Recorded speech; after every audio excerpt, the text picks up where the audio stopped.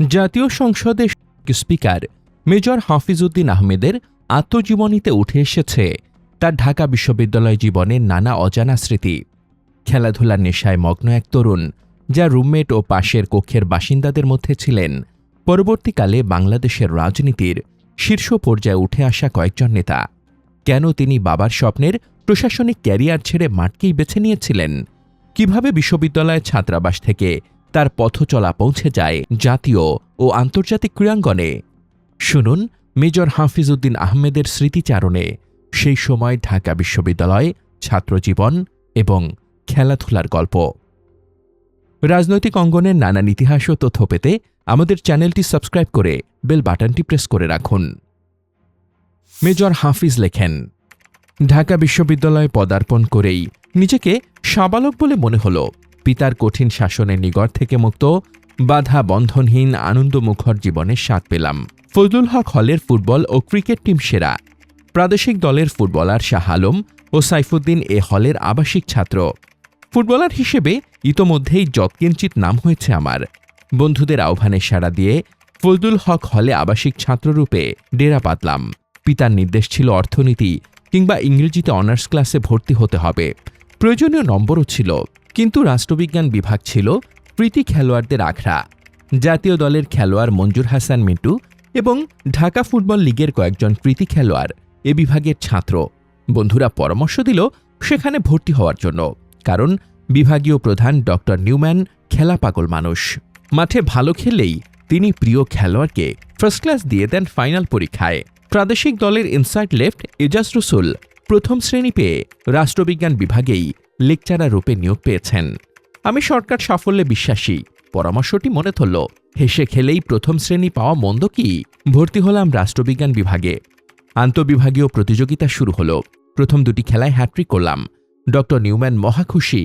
Half টাইমের সময় নিজেই মাঠে নেমে স্যুটবুট পরে বলে লাথি মারেন। সহপাঠীরা বলাবলি করতে লাগল, হাফিজের ফার্স্ট ক্লাস ঠেকায় কে? দুর্ভাগ্যের বিষয়, 6 মাস পরই ড নিউম্যান ঢাকা বিশ্ববিদ্যালয় চিরতরে ছেড়ে চলে গেলেন পশ্চিম জার্মানিতে। আমার ফার্স্ট ক্লাসও সঙ্গে গেল। ফজলুল হক হলে আবাসিক ছাত্র হিসেবে প্রায় 6 বছর আনন্দমুখর সময় কাটিয়েছি। মোগল স্থাপত্য রীতিতে নির্মিত এ হলের 3 তলা সুদৃশ্য ইমারতটি অত্যন্ত দৃষ্টিনন্দন। বাংলাদেশের প্রথম প্রধানমন্ত্রী তাজউদ্দিন আহমেদ, রাষ্ট্রপতি জিল্লুর রহমান, কেয়ারটেকার মন্ত্রিসভার প্রধান উপদেষ্টা বিচারপতি শাহাবুদ্দিন আহমেদ সহ অনেক বিশিষ্ট রাজনীতিক এ হলের প্রাক্তন ছাত্র ছিলেন। ভাষা আন্দোলনের সূতিকাগার রূপেও ফজলুল হক হল ঐতিহাসিক ভূমিকা পালন করে। প্রথম বর্ষের নবীন ছাত্রদের 4 সিটের রুমে একটি সিট বা কাঠের চৌকি বরাদ্দ দেওয়া হতো। আমিও ইস্ট হাউজের একটি কক্ষে স্থান নিলাম, বাক্স প্যাট্রা সহ। সেকালে খেলাধুলার বেশ কদর ছিল বিশ্ববিদ্যালয়ে ও আবাসিক হলগুলোতে। ছাত্র শিক্ষক সবাই খেলোয়াড়দের সহযোগিতা করতেন। আমি প্রথম বছরেই বিভিন্ন প্রতিযোগিতায় ভালো খেলে সবার দৃষ্টি আকর্ষণ করতে সমর্থ হই। সেকেন্ড ইয়ারে উঠলে হল কর্তৃপক্ষ ক্রীড়ামোদী ছাত্রদের অনুরোধে আমাকে হলের একটি ডাবল সিটের কক্ষে সিট বরাদ্দ করে। হলে ছাত্রদের অবস্থানের মেয়াদ সাধারণত 4 বছরের, 3 বছরের অনার্স এবং 1 বছরের মাস্টার্স কোর্স। আমি 4 বছরে বিএ অনার্স ও মাস্টার্স কমপ্লিট করার পর হলের ক্রীড়ামোদী ছাত্ররা ভিপিজিএস এমনকি প্রভোস্টও অনুরোধ করলেন হলে থেকে যেতে। তারাই এলএলবি ক্লাসে আমাকে ভর্তি করে নিলেন এবং একটি সিঙ্গেল সিটের রুম বরাদ্দ দিলেন 3 তলায়। এ ছাত্রাবাসে আমি ছিলাম আইন বিভাগের একমাত্র ছাত্র। ঢাকা বিশ্ববিদ্যালয়ের ছাত্ররা বরাবরই রাজনীতি সচেতন। 60-এর দশকের গোড়ার দিকে ছাত্ররা আইয়ুব খানের সামরিক শাসনের বিরুদ্ধে সোচ্চার হয়ে ওঠে। 62-র ছাত্র আন্দোলনের ফলে সরকার ছাত্রদের আন্দোলনের মুখে তাদের শিক্ষা সম্পর্কিত দাবি দাওয়া মানতে বাধ্য হয়। আমি বিশ্ববিদ্যালয় জীবনে কখনোই রাজনীতি নিয়ে মাথা ঘামাইনি। খেলাধুলাই ছিল আমার ধ্যান জ্ঞান। আমার রুমমেটদের কয়েকজন ছাত্র রাজনীতিতে সক্রিয় ছিলেন। পরবর্তীকালে স্বাধীন বাংলাদেশে তারা সংসদ সদস্য নির্বাচিত হন। তারা হলেন আব্দুল জলিল নওগাঁ, KM শামসুল হুদা মুন্সীগঞ্জ এবং ইমতাজ আলী সাতক্ষীরা। আব্দুল জলিল পরে বাংলাদেশ আওয়ামী লীগের সাধারণ সম্পাদক হয়েছিলেন। আমার পাশের রুমেই থাকতেন হলের সাধারণ সম্পাদক আব্দুর রাজ্জাক, যিনি পরবর্তীকালে আওয়ামী লীগের সাধারণ সম্পাদক পদে অধিষ্ঠিত হন। তাদের রাজনৈতিক আদর্শের অনুসারী না হওয়া সত্ত্বেও তাদের সঙ্গে আমার আন্তরিক সম্পর্ক বজায় ছিল মৃত্যুর আগ পর্যন্ত। 60-এর দশকে ঢাকা বিশ্ববিদ্যালয়ের সার্বিক পরিবেশ অত্যন্ত চিত্তাকর্ষক ও মনোরম ছিল। শিক্ষকেরা অগাধ পাণ্ডিত্যের অধিকারী ছিলেন। রাজনৈতিক দলের লেজুরবৃত্তি তাদের কল্পনারও অতীত ছিল। তারাই ছিলেন ছাত্রদের প্রকৃত অভিভাবক। রাজনৈতিক ডামাডোলে থাকা সত্ত্বেও বিশ্ববিদ্যালয় সংস্কৃতি চর্চা, বিতর্ক, ক্রীড়ানুষ্ঠান প্রভৃতির চর্চা ছিল উচ্চ মানসম্পন্ন।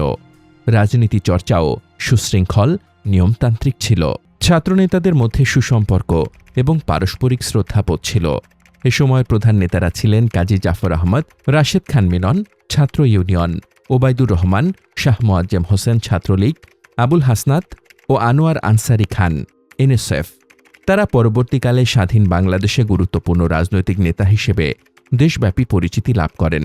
এনএসএফ 1963 সাল পর্যন্ত মেধাবী ছাত্রদের নিয়ে গঠিত সংগঠন ছিল, কিন্তু গভর্নর মোনায়েম খানের পৃষ্ঠপোষকতা পেয়ে অচিরেই এটি পেশি মানবের দলে পরিণত হয়। ঢাকা বিশ্ববিদ্যালয় ক্যাম্পাস সামরিক শাসক আইয়ুব খানের শাসনের বিরুদ্ধে উত্তাল হয়ে ওঠে। মিটিং মিছিলে ছাত্ররা ব্যাপক হারে অংশগ্রহণ করে। আমি ব্যস্ত ফুটবল, ক্রিকেট নিয়ে। ঢাকা প্রথম বিভাগ ফুটবল লীগ অত্যন্ত জমজমাট ক্রীড়া প্রতিযোগিতা। সারা দেশের কৃতী খেলোয়াড়রা বিভিন্ন ক্লাবের হয়েতে অংশগ্রহণ করেন। আমি প্রথম বছর 1962 সালে ফায়ার সার্ভিস টিমের হয়ে খেলি। আমি ছাড়াও বিশ্ববিদ্যালয়ের আরও 4 জন ছাত্র এ দলের সদস্য ছিলেন। প্রথম বছরেই উদীয়মান খেলোয়াড় রূপে আমি সবার দৃষ্টি আকর্ষণ করি এবং 2-3 বছরের মধ্যে দেশের শীর্ষস্থানীয় ক্লাব ঢাকা মোহামেডান স্পোর্টিং ক্লাবে খেলার সুযোগ পাই। 1964 সালে ঝোঁকের বসে ফজলুল হক হলের বার্ষিক ক্রীড়া প্রতিযোগিতায় অংশগ্রহণ করি এবং চ্যাম্পিয়নশিপ অর্জন করে নিজেই অবাক হই। কেটস পরেও 100 মিটার দৌড়ে প্রাদেশিক রেকর্ডের সমান টাইমিং করি। বিশ্ববিদ্যালয়ের অ্যাথলেটিক্স কোচ ছিলেন ওটিস কফি নামের এক আমেরিকান ভদ্রলোক। তিনি আমাকে তার জিপে তুলে স্টেডিয়ামের দোকানে নিয়ে রানিং শু কিনে দিলেন এবং 1 সপ্তাহ পর অনুষ্ঠেয় প্রাদেশিক অ্যাথলেটিক্স প্রতিযোগিতায় অংশগ্রহণের জন্য উদ্বুদ্ধ করেন। তারই অনুপ্রেরণায় আমি অ্যাথলেটিক্স অঙ্গনে প্রবেশ করি এবং সামান্য প্র্যাকটিস করে পূর্ব পাকিস্তানের বার্ষিক ক্রীড়া প্রতিযোগিতায় 100 ও 200 মিটার দৌড়ে প্রথম হই। হলের বন্ধুবান্ধব, সাধারণ ছাত্ররা এ ব্যাপারে আমাকে ব্যাপক উৎসাহ দেয়। আমিও খেলার নেশায় আরও গভীরভাবে জড়িয়ে পড়ি। পত্রিকার খবরাখবর দেখে আমার বাবা আমার ভবিষ্যৎ নিয়ে ক্রমশ উদ্বিগ্ন হয়ে পড়েন। প্রতি সপ্তাহে বরিশাল থেকে চিঠি পাঠান খেলা ছেড়ে পড়াশোনায় মন দেওয়ার জন্য। আগেই বলেছি, 60-এর দশকের গোড়ার দিকে তখনও খেলাধুলা কোনো সম্মানজনক পেশা হয়ে ওঠেনি। খেলায় মেতে থাকাকে বকে যাওয়ার নামান্তরই মনে করা হতো। বাবা সংসদ অধিবেশনে যোগ দেওয়ার জন্য ঢাকা এলে নাখালপাড়ায় সংসদ ভবনে থাকতেন। এক রুমে 2 জন করে এমপি বরাদ্দ পেতেন। আব্দুল মালেক উকিল ছিলেন প্রাদেশিক পরিষদে বিরোধী দলের নেতা এবং আমার পিতা উপনেতা। দুজনে একই রুমে বহুদিন থেকেছেন। বিভিন্ন রাজনৈতিক দলের নেতাদের মধ্যে তখন চমৎকার সম্পর্ক ছিল। রাজনৈতিক মতাদর্শের কারণে তাদের মধ্যে সামাজিক সম্পর্কের কোনো অবনতি হয়নি। শাসক দল মুসলিম লীগের নেতা বরিশালের আব্দুর রহমান বিশ্বাস পার্লামেন্টারি সেক্রেটারি রূপে দায়িত্ব পালন করতেন। তিনি ও আমার পিতা একই রুমে দীর্ঘকাল বসবাস করেছেন। তাদের মধ্যে সবসময় সুসম্পর্ক ছিল। আমি সংসদ সদস্য ভবনে গেলেই আব্বা আমাকে বোঝাতেন, খেলাধুলা করে কোনো লাভ হবে না। আমি যেন পড়াশোনায় মনোযোগ দিয়ে ভালো একটা ক্যারিয়ার গড়তে পারি, এজন্য তার উদ্বেগের সীমা ছিল না। তার রুমমেটরাও পিতার সুরে সুর মিলিয়ে আমাকে উপদেশ দিতেন। পিতার একান্ত ইচ্ছা ছিল আমি যেন তৎকালীন এলিট প্রশাসন ক্যাডার সিএসপির সদস্য হওয়ার জন্য কেন্দ্রীয় সুপিরিয়র সার্ভিস পরীক্ষায় অংশ নেই। সেকালে সব মধ্যবিত্ত ও উচ্চবিত্ত পরিবারের ছাত্ররা এই ক্যাডারে ঢুকবার জন্য প্রস্তুতি নিতেন। খেলার নেশায় মত্ত থেকে আমি বাবার এই ইচ্ছার প্রতি সম্মান দেখাতে পারিনি, এজন্য আজও অপরাধ বোধে ভুগি। খেলাধুলায় ইতি টেনে একটি সম্মানজনক ক্যারিয়ার গড়ে তোলা ছিল তখন সময়ের দাবি, কিন্তু আমার সেদিকে ভ্রুক্ষেপ ছিল না।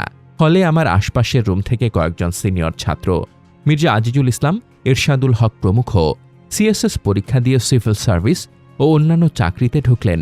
কয়েকজন অনার্স পরীক্ষা না দিয়ে সেনাবাহিনীতে যোগ দিলেন।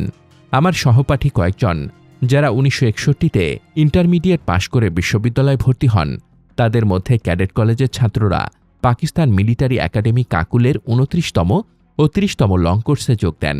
অথচ আমি শুধু খেলা নিয়েই আছি, কোনো ক্যারিয়ার প্ল্যানিং নেই। 1964 সালে বিশ্ব অলিম্পিকের আসর বসে জাপানের রাজধানী টোকিওতে। পাকিস্তানের অ্যাথলেটিক্স টিম অত্যন্ত শক্তিশালী ছিল সেকালে। বেশ কয়েকজন এশিয়ান রেকর্ডধারী ছিলেন এ দলে। টোকিও অলিম্পিকের দল গঠনের জন্য পাকিস্তান অ্যাথলেটিক্স ফেডারেশন দেশের কৃতী অ্যাথলেটিকদের জন্য অ্যাবোটাবাদে একটি ট্রেনিং ক্যাম্প স্থাপন করে। পূর্ব পাকিস্তান থেকে 3 জন অ্যাথলেটিক এ ক্যাম্পে অংশগ্রহণের জন্য মনোনয়ন দেওয়া হয়। আমি তাদের একজন। শৈল শহর অ্যাবোটাবাদের একটি হোটেলে আমি সহ জনা 10 সিভিলিয়ান ক্রীড়াবিদ মার্চ মাসে অনুষ্ঠিত এ ক্যাম্পে যোগ দেই। ক্যাম্পে অংশ নেওয়া অধিকাংশ ক্রীড়াবিদ সেনাবাহিনীর সদস্য ছিলেন। তারা সেনানিবাসে নিজস্ব আবাসস্থল থেকে এসে সকাল বিকেল 2 বেলা প্রশিক্ষণে অংশগ্রহণ করতেন। গ্রেন র্যান্ডাল নামে একজন আমেরিকান ক্যাম্পে প্রশিক্ষকের দায়িত্ব পালন করেন। 100 মিটার স্প্রিন্টে 3 জন প্রতিযোগী, এশিয়ান রেকর্ডধারী সুবেদার আব্দুল খালেক, আমানুল্লাহ নিয়াজি ও আমি। 200 মিটার স্প্রিন্টে ক্যাপ্টেন আসমত বেগ, আমানুল্লাহ নিয়াজি ও আমি। আব্দুল খালেক এশিয়ার কিংবদন্তি স্প্রিন্টার, 1954 এবং 1958 এশিয়ান গেমসের গোল্ড মেডালিস্ট। 10.4 সেকেন্ডে এশিয়ান রেকর্ড করেন। তখন বয়সের কারণে তার আগের ফর্ম নেই, তবু তাকে হারানোর মতো কেউ নেই। তরুণ আমানুল্লাহ খালেকের মানে পৌঁছাতে আরও সময় নেবে।